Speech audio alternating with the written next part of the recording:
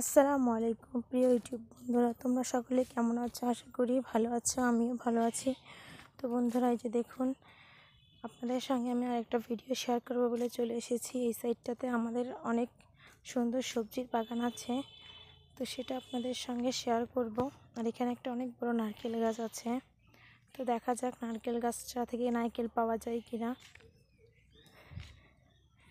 প্রায় দেখা যায় এখানে গাছতলায় নারকেল পড়ে আছে, তো আজকেও এসেছি বরাবরের মতো অনেক আশা নিয়ে। আর যে দেখুন, এগুলো আটির আম গাছ, আমটা বেশি একটা বড় হয় না, এতটুকুই হয়।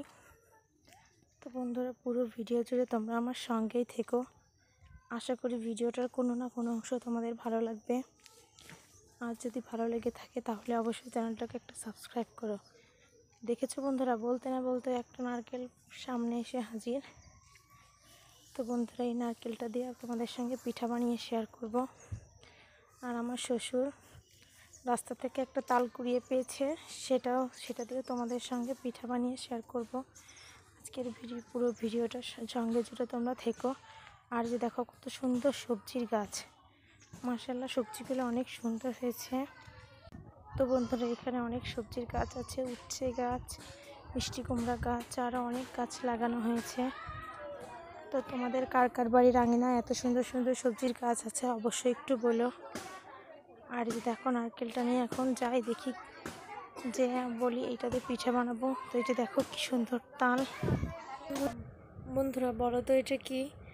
এটা চাল, ডাউল আর গম ছোলা দিয়ে ভেজেছি। এটা দিয়ে আমি ছাতু করবো। ছাতুটা তোমরা কে কে চিনো সবাই একটু বলো তো, আর না চিনলে কমেন্ট করো, আমি সবাইকে বলে দিব।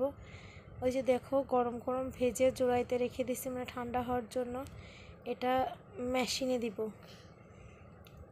তো বন্ধুরা, আমাদের কাছে অনেক জামরুল ধরেছে, এর আগে তোমাদের একটা ভিডিওই দেখিয়েছি। আমার মেয়ে জামরুল পেড়ে নিয়ে এসেতে বলছে, আম্মু দেখো কত বড় হয়ে গেছে। এই জামরুলগুলো অবশ্য এর থেকে অনেক বড় হবে। তো বন্ধুরা, এই জামরুল ফলটা খেতে তোমরা কী কী পছন্দ করে একটু কমেন্টে জানাইও। দেখো, অনেকগুলোই জামরুল ফল এনেছে। তো গাছটা রাস্তার সঙ্গে হওয়ায় আমাদের তেমন একটা খাওয়া হয় না। আমার বাবুটা যে পেড়ে পেড়ে খায়, আর আমাদের জন্য এই যে নিয়ে এসেছে। আর যে বলেছিলাম তালের কথা, এই যে দেখো সেই তাল, ছোট্ট একটা তাল কুড়িয়ে পেয়েছে আমার শ্বশুর, পথের রাস্তায়। সে বললো পিঠা বানানোর জন্য।